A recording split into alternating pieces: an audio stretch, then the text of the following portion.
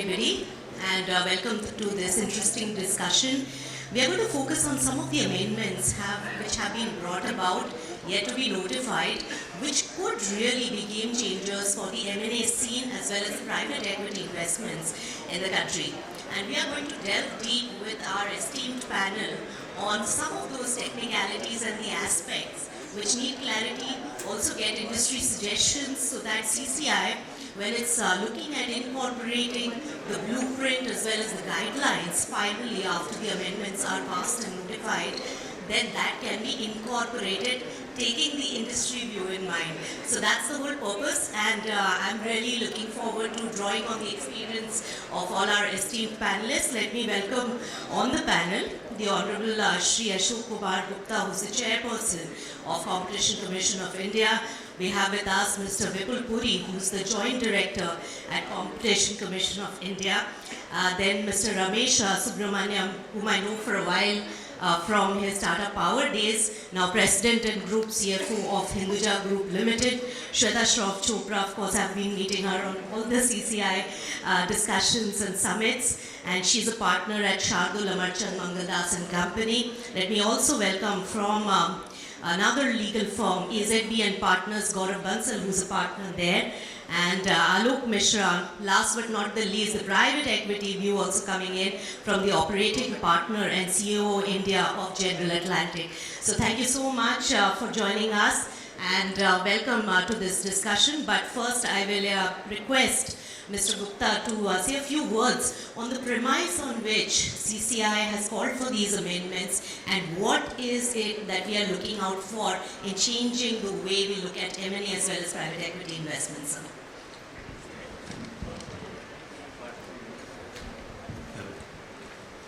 See, I want that this discussion should start on the right note, and I'll make 3 points. First, the aim of the government is to promote ease of doing business.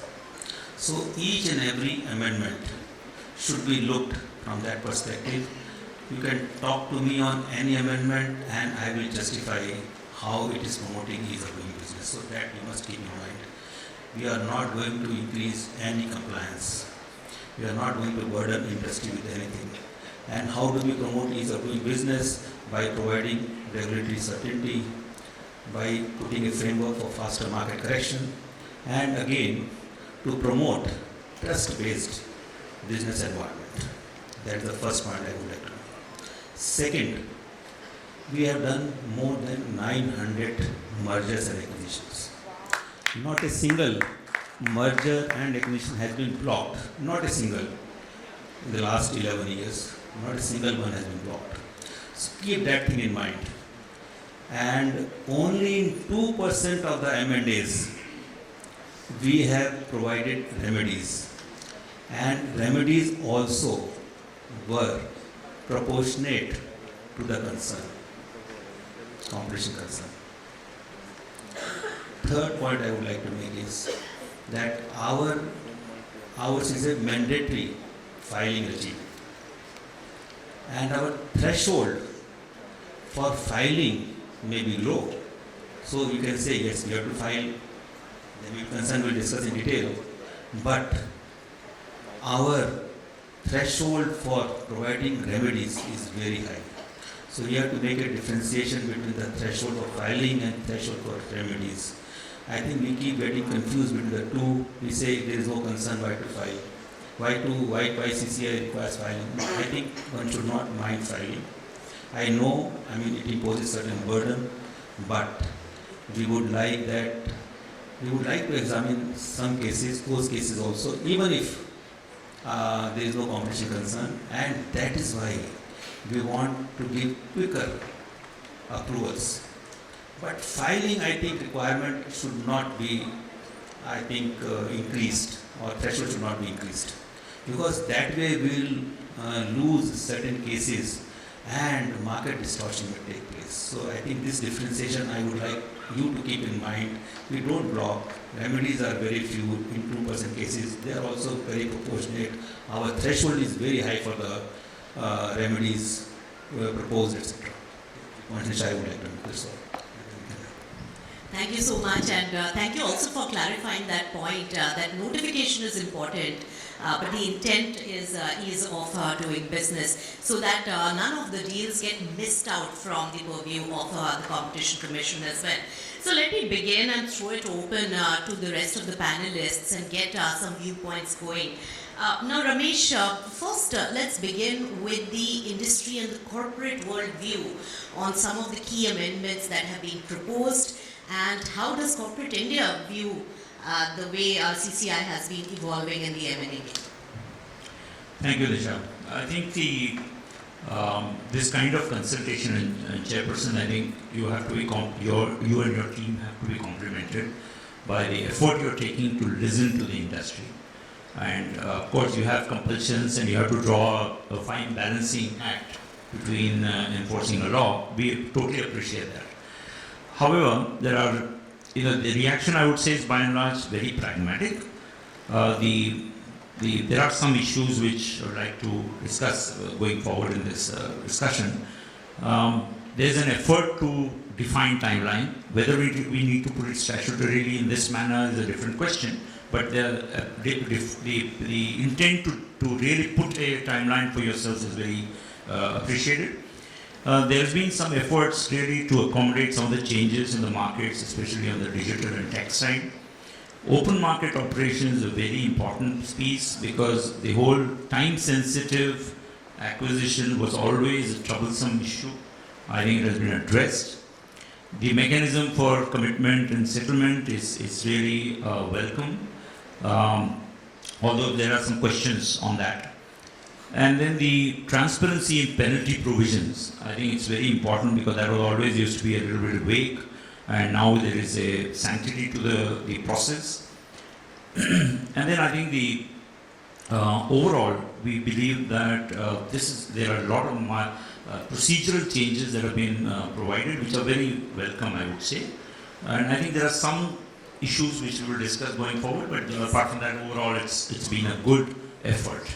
Yes, and let me take the private equity view as well. So Alok, from the investor side, who have played such an important role in M&A and buyout transactions, have also been something that we have seen while the rest of corporate India was not showing as much exuberance in M&A.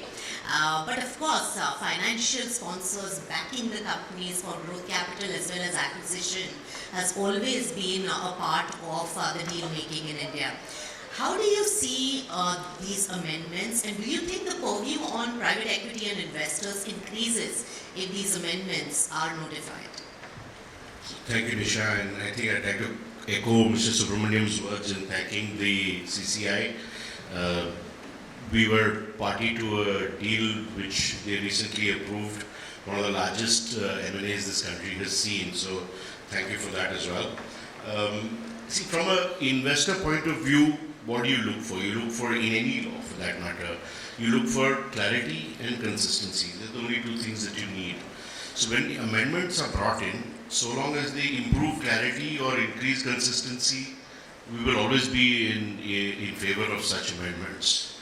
I think I would broadly categorize our views on this in four buckets. I would say the first thing, most private equity deals or venture capital deals happen in companies where the target exemption is available.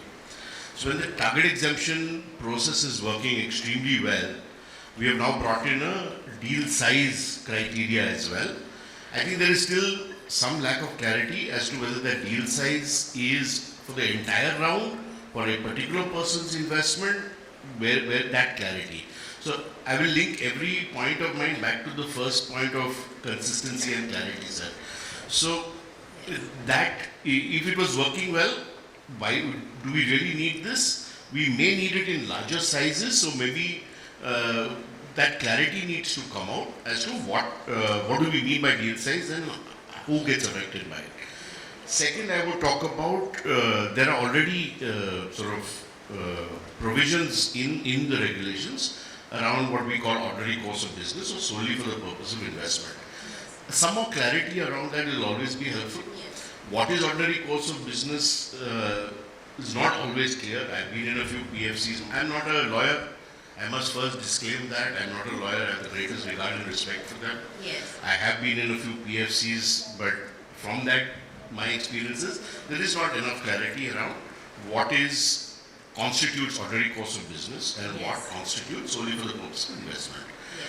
And if you have any rights which are over and above what the law provides in general, does that still mean it is in the ordinary course of business? Yes. I think the third point is around the new definition of material influence. Yes. Now, if there is a definition or there is a sort of idea of control, again slightly nebulous, we have brought in a new concept of material influence. Is the concept of material influence clear?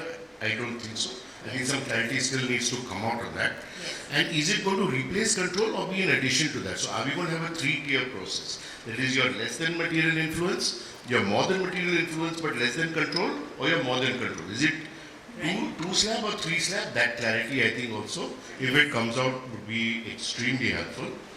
And the last point really is around the definition of markets. Because if you're going to look at overlaps, you're going to look at vertical overlap, horizontal overlap, how are businesses that are combining, are they going to have adverse impact on competition? Then in defining that market, given, and I think part of today's discussion is also around digitization and things, so much of the offline economy is going online, right? Whether it is tuitions moving to digital content, whether it is me buying this cap to cover my bald patch from Amazon rather than from a store down the road. When we're defining the market, you have to define it from what are the avenues available to the consumer. Today, if a consumer can go to the electricity board and pay the bill, or pay the bill online through, I will not name the company, but let's say they pay the bill online through the bank's portal. It's the same opportunity available to the end consumer. Yes. We have to protect that consumer's rights. That is the whole concept of antitrust legislation. Yes. So, in defining the market, can we look at it from the consumer's point of view to say what are the opportunities they have, and therefore align the market definitions to that? Right.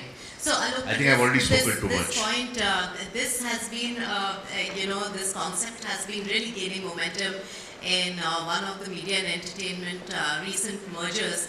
Actually, the company had stated that the market itself has expanded to online as well. So, therefore, it can't be a monopoly if we are only choosing one mode of exhibition. So that's one of these examples, though they didn't come under the threshold, so we don't know what the CCI viewpoint would have been. But on very well summarized on some of these issues, and we'll delve deep into all of them.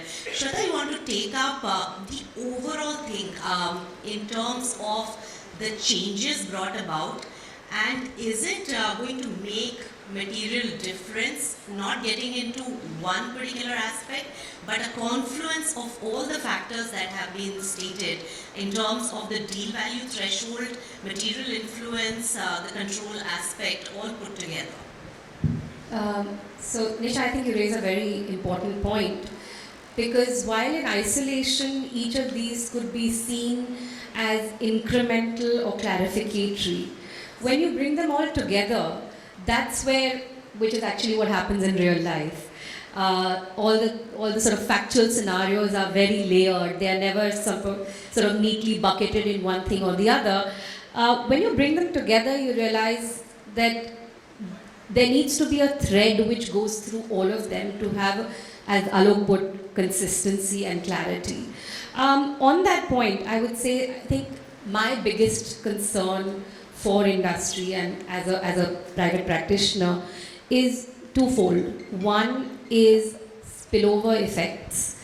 The aim of casting a net, for example, in the context of deal value threshold, maybe to catch transactions which have erstwhile benefited from the target exemption. However, we need to actually have some degree of relational context between Is it just the deal value, or is it deal value compared to the turnover of the enterprise, and there is a disproportionality? And that is what is causing the concern. Equally, is it that we are looking to review all transactions over a certain threshold, or is it that we want to look at the competitively sensitive and important transactions? So I think these are the aspects where the nuance, the devil is always in the detail, and therefore the regulations are going to play a key role. Yes. So that's my first point. Yes. The second point I want to make is when we talk about the lowering of the threshold on control, or maybe it's not lowering, maybe it's formalizing, let's put it that way, because that opportunity has always been with the Commission, because control is a sliding scale, and they have clarified that over some cases. The impact of that is multifold. First, the meaning of control is very different across legislations. Second, that control means different things in different jurisdictions. So you could have a situation where a transaction is not notifiable in multiple jurisdictions, and because of the way we look at control, and when that is overlaid with deal value thresholds, how that impacts and gets caught in the net. Now, when you overlay on top of this the reduced timelines that the CCI is going to be sort of faced with, and whilst I understand and agree that this is good for business, but my heart really goes out to the CCI and their case team. I don't know a harder working bunch of people, especially with the sort of the volumes of information that parties end up submitting to them. It is truly really remarkable how hard they work. So my heart really goes out to how is it that we are going to facilitate the process to ensure that the unintended consequences, basically the tail is not wagging the dog. So we need to be mindful from that perspective. Right. So I'll stop You there and raised- then we can Yeah, maybe you raised a lot of points. Let me take it to Gaurav, who's also been working in depth. So Gaurav, key issues, and let's pick one aspect first, the deal value threshold.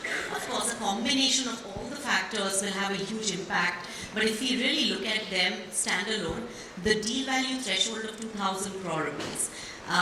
From the industry side and from your expertise, what are the factors that the Competition Commission can incorporate while making the guidelines in your view? Because in my last interview, Chairman Sir had actually told me that not all deals will meet that threshold. So the devil lies in the details. So a suggestion can come on the factors to look at it. Thanks, Nisha. So like Shweta said, deal value threshold globally has been introduced in certain jurisdictions, but primarily being evaluated to capture transactions which involves killer acquisitions or acquisitions involving nascent companies in the digital sector, right? So effectively, the objective of introducing a deal value threshold is to capture those transactions where the turnover of the target is very low, but a disproportionately high value is being attributed to the target's business, right? So one of the key factors that we need to keep in mind when we are, formulating the guidelines, and of course the text of the law, the proposed amendment bill says that there will be a local nexus test as well, which is what Mr. Chairman Sir was also referring to, which is that this disproportionality has to be captured, right? We looked at some of the jurisdictions in which this deal value threshold has been introduced. For instance, Germany. Now, Germany has a minimum threshold of 17.5 million euros for the target, right? Because eventually, what you are looking at is the nexus of the target, the company being acquired, and whether that acquisition will result into any competitive effect in the domestic market, right? So they have introduced a minimum turnover of 17.5 million euros for the target to satisfy in Germany, but there is no upper cap, right? And their deal value is 400 million. So it's nearly 20 times higher, right? But the kind of transactions that have come to them also are not the deals where target's turnover is 17.5 or 20 or 25, which captures that disproportionality. It has also come to them where the target's revenue is much higher, so there's no upper cap, right? So that risks, capturing false positives. Now, of course, it's very difficult to capture everything by prescribing these values, but this disproportionality one has to be thought through and captured well. The second aspect is the local nexus test, right? And of course, like I said, targets, domestic nexus is important. That can either be by way of turnover or in the more advanced, digital sectors, maybe one can look at user base. But we need to also think whether acquirers' presence worldwide, as well as in the domestic market, should be significant as well. Because the way this entire discussion has happened globally is effectively, bigger companies, more established companies, buying out nascent companies and, killing the target, right? So these two aspects we need to sort of keep in mind, in terms of acting guidelines. Yes, Can I yeah. on deal value? My request is that we should look at the statistical evidence, because deal value actually comes from a very commercial concept of calculating the present value of the future cash outflows and the growth that that particular acquirer is just, kind of assuming. Therefore, it's a very different calculation, nothing to do with market dominance, etc. So the deal value doesn't actually represent what's your market position. So I think there's a fundamental problem with deal value as an absolute criteria. So what we should really look at is what does it do to the market, and therefore keeping a lower threshold is not a problem, but the existing definition actually plays well within the theme which Chairman has expressed about the digital and tech piece to be captured, which is asset plus turnover. And all you have to do is to tweak the current definition to probably capture those businesses where the turnover is very high but the assets are very low. Today they can get away from the net. So I think there is a need to just relook at this deal value piece fresh. Calculation also matters. Let me first ask Vipul to join the conversation on the technicalities, and Gaurav raised the disproportionality, turnover, calculation aspect. So what are the views and what are the factors already being considered as you start to draft the guidelines? Thank you, Nisha. Actually, regarding the deal value test, as per the provision which is proposed to be inserted in the Competition Act, it says that the value shall be 2,000 crore, and where it brings in the issue to be determined by regulations, that is in context of the local nexus. That is what constitutes the substantial business presence of the target. Now, as a point was being made that Germany has also considered turnover as one of the criteria to assess the local nexus aspect. But I would like to begin with a more fundamental problem. Why has this deal value test been introduced? The test has been introduced because the asset and turnover based thresholds have been found to be limited. They have already been found to be limited in making or bringing out certain combinations which should have been notified, which may have the potential to cause some sort of adverse effect on competition, but the turnover and asset values are not able to capture the same. So if we again only emphasize the turnover aspect into the local nexus, we may be undoing the entire effort which is behind the deal value test. I certainly understand that turnover should be one of the criteria. Why? Because it is one of the most objective criteria. So even at the risk of certain limitations, some sort of second turnover criteria will have to be there.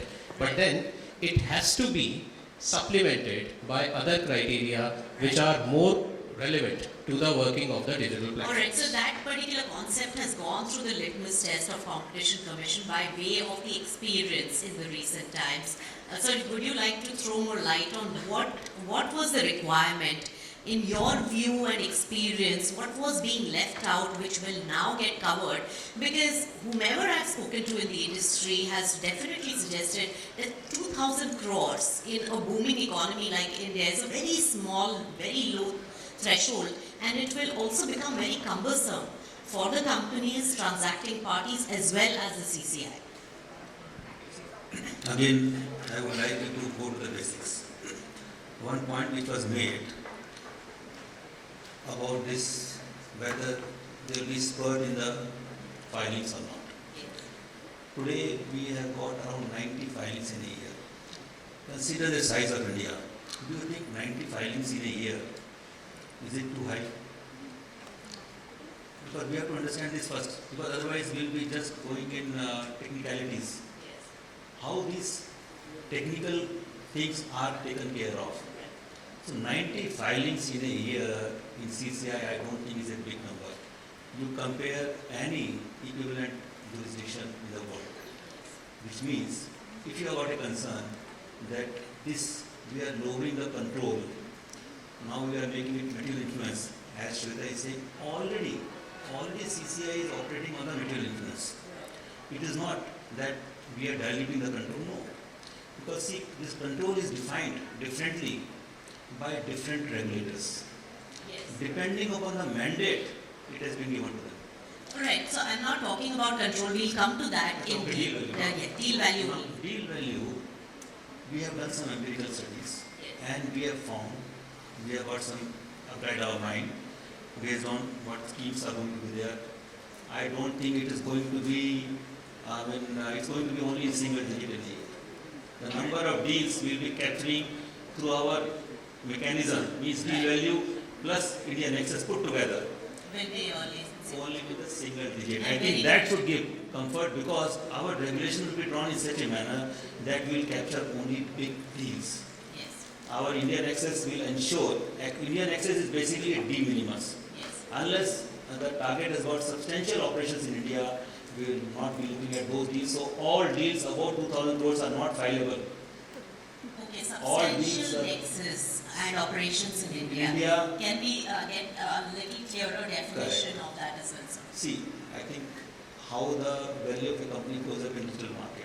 It is based on the users, it is based on the data, it is based on the sellers, it is based on these parameters. Now, they don't have much of asset, they don't have much of turnover if they are giving a zero price product.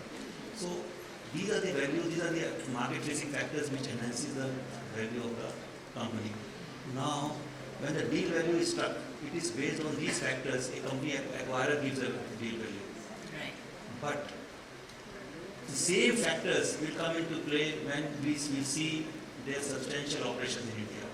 How many sellers, how many users, how many transactions, what type of transactions, all these. Of course, I know it's a very complex mechanism. I know it's very difficult to form regulations, and definitely we'll try to clarify as much as possible, but I can assure one thing, that we'll be doing a stakeholders consultation.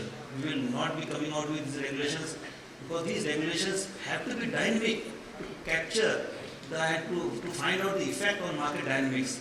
So that is why they cannot be brought in the law. De minimis has been brought into the law, because asset turnover, etc., de minimis, all those things. But Indian Access cannot be brought into the law, because it has to keep changing, and it has to be different for different cases. Yes. So in some cases, users, some sellers, some this thing, some that thing. So we have to. But I can assure you one thing, that we will have a full-fledged market consultation, stakeholders consultation before we finalize the deals. We would not like to. I told you in the beginning, would not like to. We only would like to capture some deals which have escaped our attention and which have created distortion in the market, and that's why it is the third link, not in position of any additional compliance of the industry. Alright, so that's a good clarification coming in. But before I ask the other legal heads on some of the nitty-gritties of the local nexus that can be really incorporated, Vipul, one question that Alok raised, which I have also been really thinking about, deal value threshold. Suppose a startup does a fundraise of 2,500 crore rupees, where 5 investors together with GA included have put in 2,500 crores.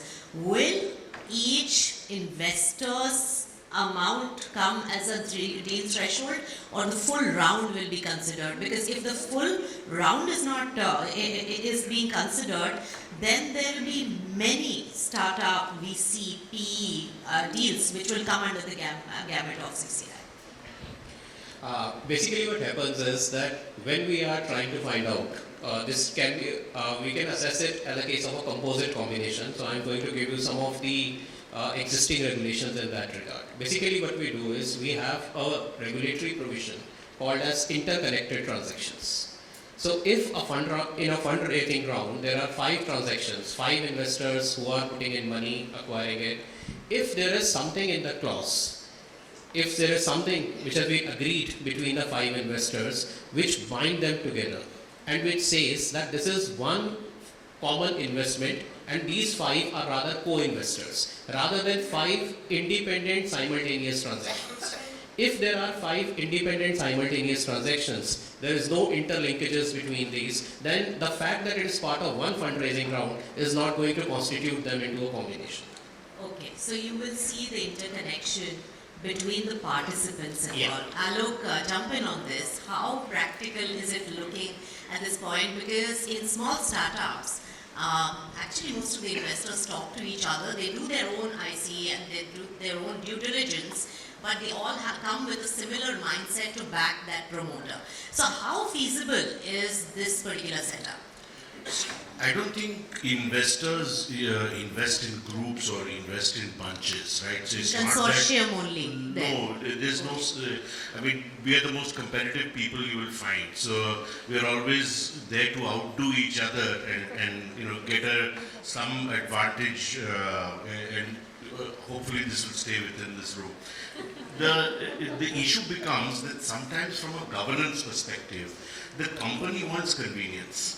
Yes. So company may say, I will X sort of, let's say, right can be exercised or action can be taken if X number of investors agree to it, or majority of the investors agree, or super majority of the investors agree.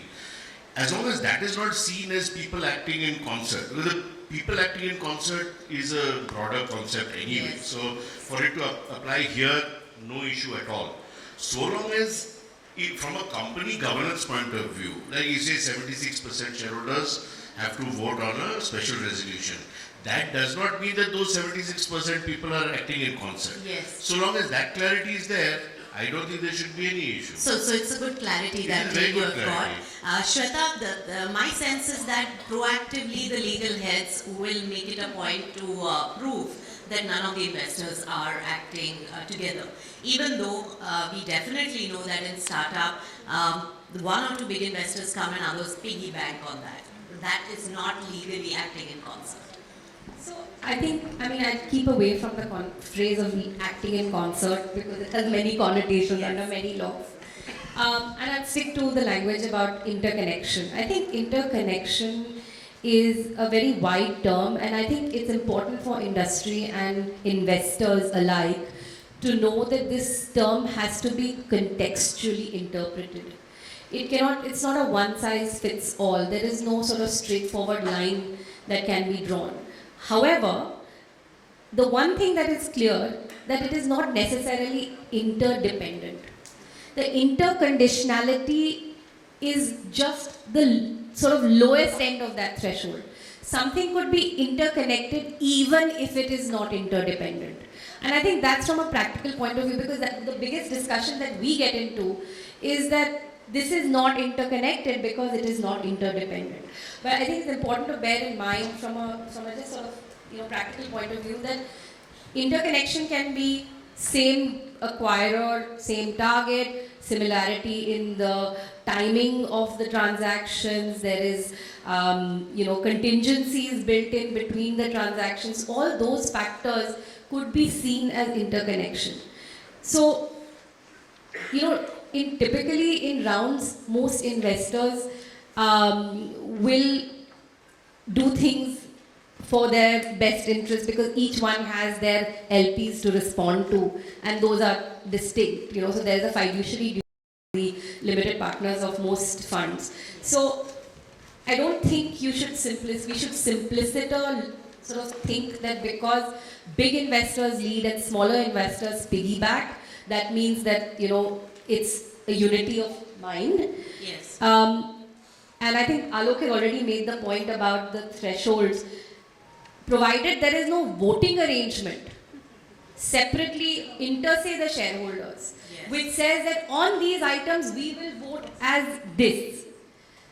Yes. Then I think you should look at it contextually to say that no, just because there is administrative convenience, and when Alok and I were talking about it, there are some companies where the cap table looks like a telephone directory.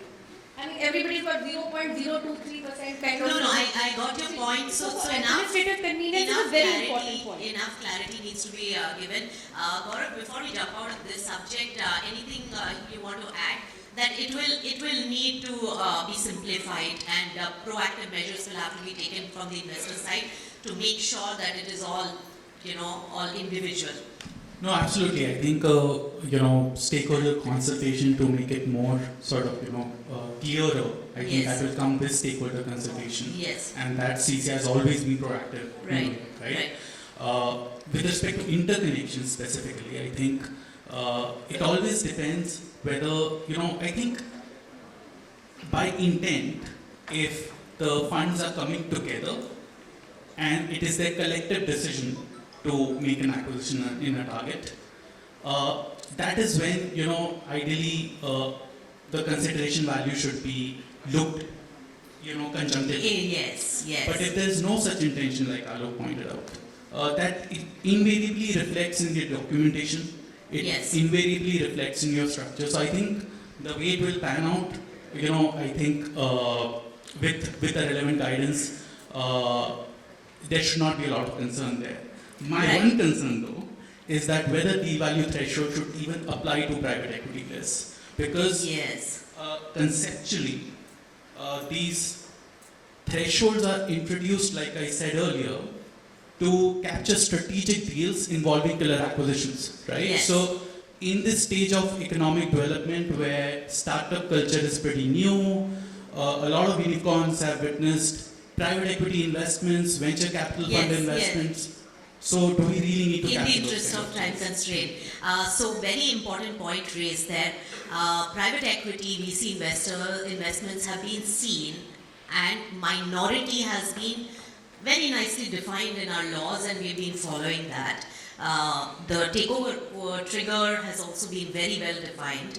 So if none of these are hit, a financial investor coming in with 5% or 10% stake in a company with a board position and voting rights commensurate to the number of votes, shares they hold, will it come under the view of strategic with material influence with one board position? That has thrown a lot of actually doubt in the minds of the investor community. Vipul, you want to take that? This issue regarding minority investments, because I would just like to make one point, as Gaurav said, that the basic intention behind the deal value threshold is to capture the killer acquisitions. I would say, I'm going to put it more broadly, yes, killer acquisitions. Apart from that, the minority acquisitions have been an equally important concern, at least from the last 2 decades. There have been a lot of talk regarding the minority acquisitions. Firstly, the talk was regarding the cross shareholdings, when one existing competitor was holding a stake in another competitor. Okay, that's a different subject. no, subsequently. Just minority investment. It's a financial sponsor. Yeah, actually, And I'm coming to that. minority is defined. I'm So coming how to is it strategic in nature, and why does it need to come under CCI? Yeah, I'm coming to that. And that wave, that discussion on cross investments was followed by the debate on common investments by institutional shareholders. Now what happened is that this debate reached a level where in 2016 the European Commission issued a study. Thereafter they issued a white paper, because their entire regime is premised on the lasting changes in control. Right. So they were kind of grappling with the situation that because we are not looking into minority acquisitions, and the minority acquisitions by institutional investors is becoming more and more relevant, so how are we going to regulate it? Similarly, in 2018, OECD conducted a hearing, it issued a summary of hearing. Now, what are the concerns? As you said, Yes. that these are financial investment, why should they be considered as Yes, strategic? strategic. There are certain concerns which are emerging. The first concern is that how do you view the competition? One view is that the firms are competing, everything's working fine, so the market is competitive. The other view is market is competitive when someone is taking competition to the market. That is, Yes. market is more proactively competitive. Yes. So what is believed is that when there is lot of common investments made by institutional shareholders, Yes. then there is some change in incentives which may lead to some softening of competition. Second concern arises from the facilitation of information exchange. Because the institutional investors, they may be having more positions on different competitors, they get information, they get, and that works at a subconscious level. If I'm at the board, I know what this company is up to. Right. I'm at the board of some other company. So you have talked about the commonality, cross-holdings, and even a minority Yeah, so these stakeholder with particular nominee board concerns. nomination can have concern. Yeah. Okay, Ramesh, you've worked in listed companies with investors. The board composition is fairly well defined in our country with the Companies Act. And there are enough guardrails so that no one board member has enough material influence. How do you see this CCI's understanding and trying to put more strictures in place to avoid any sort of corruption or fraud in this particular case? Yeah, so there are two aspects. In real life, if there are financial investors in two companies which are supposedly in the same market, it's not very easy for somebody to influence the behavior very Yes. easily. Because remember, in real life what happens, there is a management, there is Yes. a CEO, Yes. there are other shareholders. Yes. It's not easy to play games. And there in are that. committees which recommend to the board. Fine, but Yes. of course, I'm saying this, not that it is 100% everywhere will be perfect, but I'm saying by and large there is no chance that one person can make such a difference to the competitive behavior. All right. So material influence, your point taken. Alok, what do you have to say about like minority investment, board nomination? Two aspects. One, board nomination can be having some material influence, even though it's minority stakeholding. And second, the commonality and the cross-holding across various companies in the same sector. So let me address the second question first, because in such, it's not that financial investors don't invest in entities that may be in the same or similar businesses. But when they do that, the companies themselves want an assurance that the information is not being shared. So the fear that the same person is going to sit on the board of both companies is never the case, right? So even within us, within our organization, so obviously we are a global firm, others may be only investing in India. We may have companies which are similar across the world. There actually people seek us out because they want to learn from companies in other geographies, how to sort of grow and improve their business. So I think just because you're an investor in competing organizations doesn't mean that that information So is the being shared. fiduciary duty of a director towards the board and the company, that Is sacrosanct. Yeah, that is sacrosanct. Yeah, Has been followed. and we will always have different people on the board. You'll never have the same person. So just to avoid what what Vipul was saying about it subconsciously coming in, and you may not have any intent to sort of compare, but if you know, it'll happen subconsciously. But as fiduciary, as investors of other people's money, we have a fiduciary responsibility to look after that money.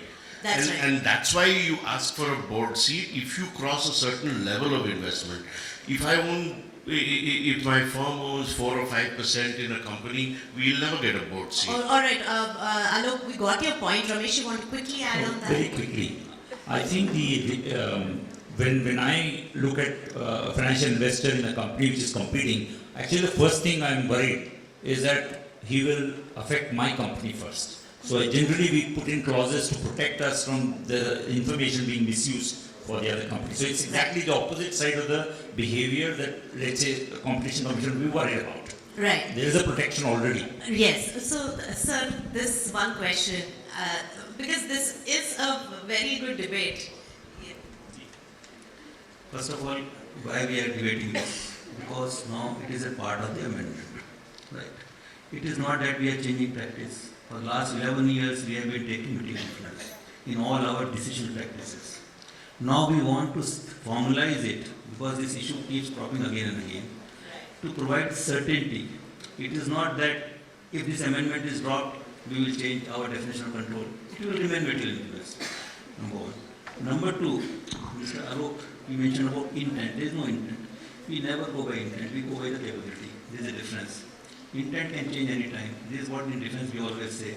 We go by the capability of the enemy. You have no intent. Bye, all these things. But suddenly overnight, bye, things will change. So we always go by capability. So that is the thing which you have to keep in mind.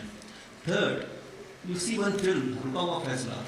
One person in general jury, and the entire jury was saying it was one unanimity was there, but one person was different, and he changed the opinion of everyone. Right. It can happen. See, I know the board working, I have been in the board working, and it works by majority, I understand that. Right. But one person can have, disproportionate, yes. but disproportionate influence, and he can change the decision of the company. That is why we don't want that market dynamics should change, because that is the mandate of the commission. That is why we go by the lowest threshold, material influence. But have we blocked anything? No. We have provided remedies in some cases. As I told you, 90 cases every year, 2% remedies. Right. That should be the, you should keep in mind before raising any concern on any issue. Right. All right. So to that point, yes, it has been exemplary very recent times with a minority stake in one of the large companies. One of the investors tried to tie up with another large firm and do a hostile takeover without having any ROFR rights or without having any majority. So we have seen the investor side as well, so protection of the company against some of these articles of association and overriding powers also, and Jet Etihad was also one of those deals where we saw that the minority-majority threshold was not looked into and articles of association and the real powers were looked into. Alright, so that point taken. But Shweta, do you think that this particular aspect requires some bit more of detailing? Any thoughts on this before we jump into another? So, I think in terms of the threshold of control and whether this definition change actually brings about anything, I think it's a bit of a red herring, and there's too much focus on that. But the real juice, as far as minority investments is concerned, is in solely as an investment or in the ordinary course of business. Right. And that's where there is the room of interpretation, which is not entirely clear.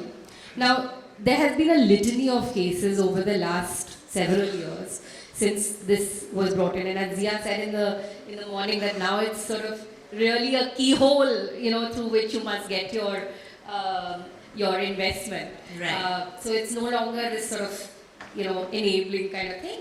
But let's come back and focus on these two aspects. Now, solely as an investment or in the ordinary course of business, these are two criteria which have to be met, and there should be no control. So let's keep control aside for a second and come to this aspect. As far as this aspect, there have been cases largely which have spoken about solely as an investment or in the ordinary course of business as a single phrase. But the word "or" must be read disjunctively. Right. That's my personal view. Right. Now, if we look at it disjunctively, solely as an investment has been given a meaning, a color through the explanation which was inserted in 2017 into the regulations. So it is very clear what solely as an investment means. And the fact that ordinary course of business was not defined also lends color to the fact that that may be looked at separately. Now, what is ordinary course of business is something which, there is a bit of sort of precedent elsewhere in the world, and also with the CCI, that what is frequent, routine, basically revenue type of transactions, not strategic, not sort of capital account kind of transactions. Those are should be seen as ordinary course of business, something that you do for your daily bread and butter in very simplistic terms. Right. So, but that obviously changes and is different from industry to industry. So, given this sort of factual matrix, the Commission has in some recent cases sought to give some sort of clarity as far as ordinary course of business is concerned. Right. That, insofar as financial investors are concerned, ordinary course of business seems to be limited to ordinary day-to-day trading of securities, mutual funds, etc. However, in my submission, I think that would be a very narrow way of looking at it. And if private equity investors have in their objects, in their charter documents, that our job is to take the funds and to invest, that is their ordinary course of business. Yes. So, frankly, when you look at it as a sort of waterfall, if you don't have control, you can still trip up on either ordinary course of business or solely as an investment. So the notification requirement is very different, is triggered by a much lower threshold than control. The focus of the discussion has been control, but the fact is, as far as minority investments by financial investors are concerned, you are in the net at a much lesser threshold than control, and therefore that evaluation is really important. Even where you are taking shares on the open markets, whether you are taking shares as a part of a round, whether you are, have a negotiated agreement or not, I think the time has passed where, you could sort of take it on a good faith or a Hail Mary, but now it's something that you need to spend time as a financial investor to evaluate. Maybe Vipul, you'd like to add something to this. Regarding the ordinary course of business and solely as an investment, the point I would like to make is, as we all understand, that control is a matter of degree. And as we are discussing the material influence threshold, there is negative control, positive control, sole control. So similarly, these two criteria, ordinary course of business and solely as an investment, are also to some extent a matter of degree. First, let us discuss what is ordinary course of business. As Shweta said, that the private equity firms may have their objective as investing into the firms. Yeah, it's fine. That suppose there is a company which has its main objective of acquiring patents. There were a lot of companies and there were a lot of discussion some time back regarding the patent pools being created. So now that company can say, okay, this is my ordinary course of business because I am into this business. But then it may have strong ramifications for the competition. Their ordinary course of business may not be in sync with how we view the ordinary course of business. So now the question arises, what is CCI's practice in this regard? Yes. The CCI, by way of its decisional practice, has clarified the aspect of ordinary course of business on two counts. One, when you are acquiring assets. Yes. Suppose you are acquiring assets, the nature of the asset being acquired is the most important factor. Right. If the asset you are acquiring would merely help you to utilize the existing capacity, it does not add to the production capacity, it does not change your competitive position, then it is considered as an ordinary course of business. And accordingly, very specifically, the combination regulations provide that any current asset such as stock in trade, etc., being acquired would be considered as an ordinary course of business. But if you are acquiring an asset which adds to your competitive potential, adds to your wherewithal, we had a number of cases wherein the investments were being made by telecom companies by way of acquiring spectrum. So the argument which was put forth was that because we are a telecom company, we need spectrum to run our business. So if telecom is an ordinary course of business, acquisition of spectrum should also be an ordinary course of business. Right. But the Commission said that no, acquisition of spectrum adds to your competitive potential. It may be in terms of expansion of area, it may be expansion in the same area. So this is how the decisional practice stands on ordinary course of business in context of assets. Likewise, when it comes to ordinary course of business in terms of acquisition of shares, the Commission has very recently issued an order in which the parameters have been laid down. Again, going back to the basics, that the transactions are usual, the transactions are frequent, and based on that, I can illustrate, as Shweta also made a reference to the mutual fund activity. The difference between the mutual fund and the private equity funds, if we can get down in some sort of a list, we can see that the mutual funds will be charging a management fee. The private equity funds will be charging a management fee as well as the performance fee. Likewise, the holding period For mutual funds, the holding period of shares will be very different from private equity funds. Yes. The fact that private equity funds invariably are looking at 3 to 5 years horizon, and that is why they want to be there with the company, make it grow, and that is why they will have some sort of board seat, some sort of rights, which may not be control conferring, but may have some sort of rights. All these factors put together imply that the investment of private equity funds is more strategic, Right. and the investment by mutual funds is an ordinary course of business. So this is how we have differentiated, and this is how the It's provisions a have been higher lined up in risk our and regulations. commitment given by the private equity people, and therefore their texture is different. But yes, there can be a debate on the strategic and financial aspects. But in a very recent move, we have seen one of the banks had its already existing financial investors ask for a board nomination because the bank needed more guardrails around it with a new leader.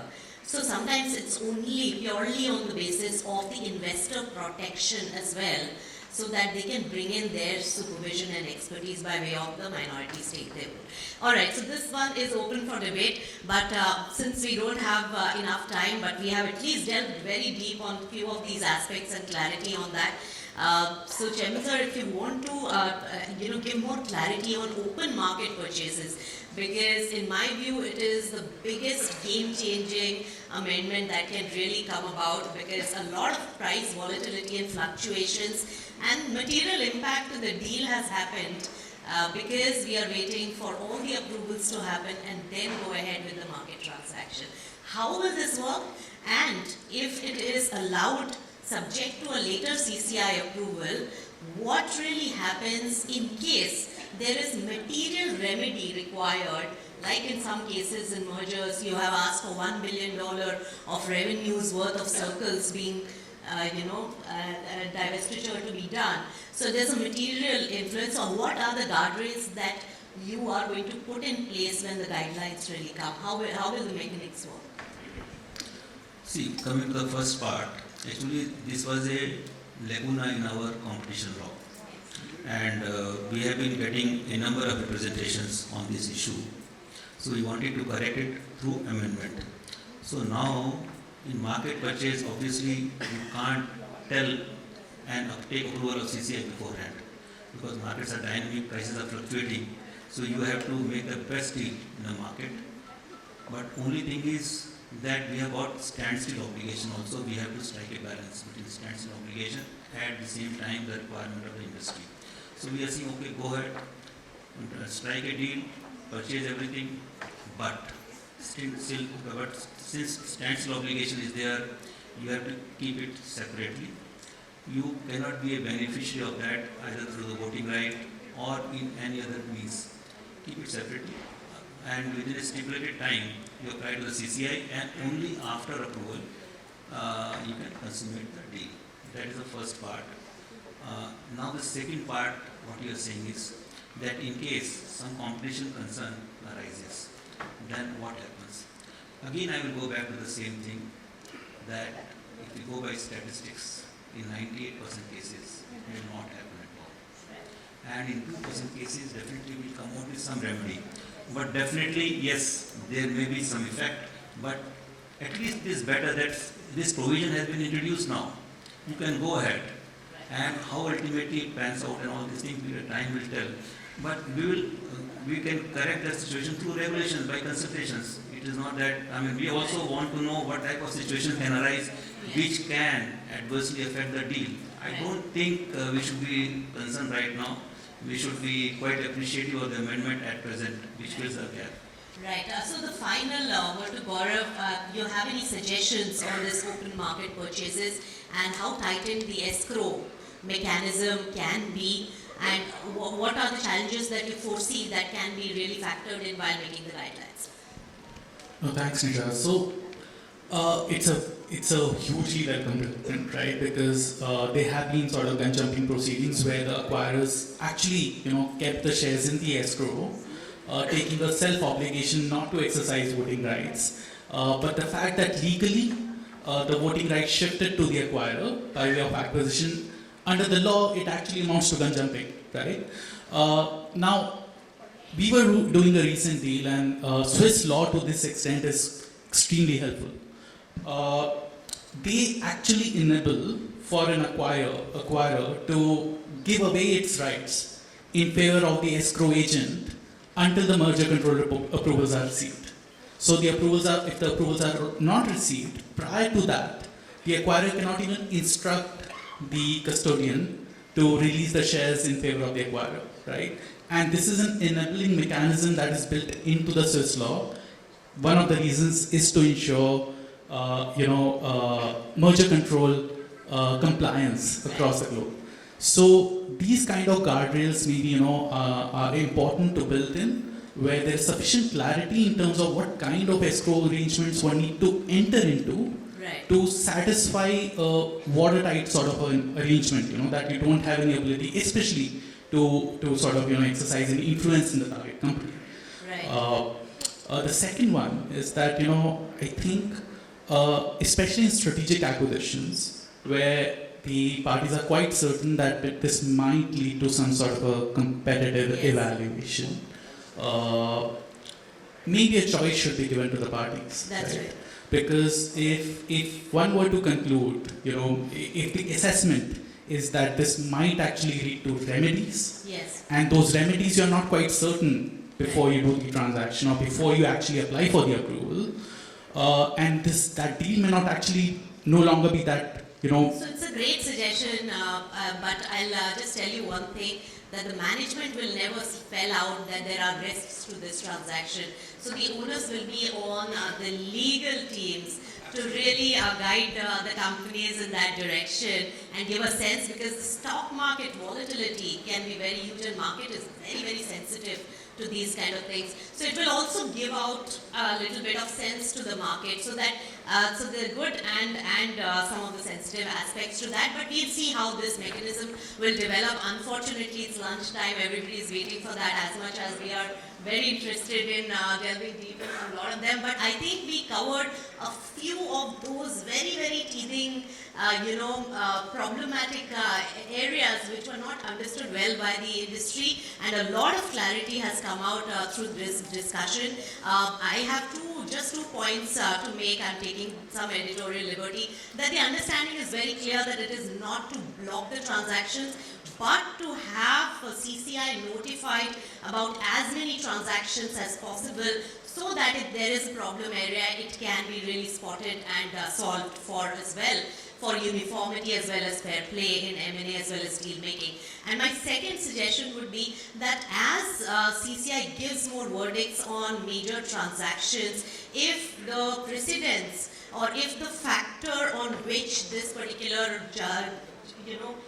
ruling was given is really spelt out for the benefit of all of us who are really looking, analyzing the deal-making scenario, then it will also set a precedent where somewhere down the line we look at a deal and we can really take a look at the precedents that have been set and get a view whether this particular thing will pass the muster of CCI or not in future. So that will give a lot of understanding, as Alok rightly said, for most of the deal makers as well as for FDI givers in India.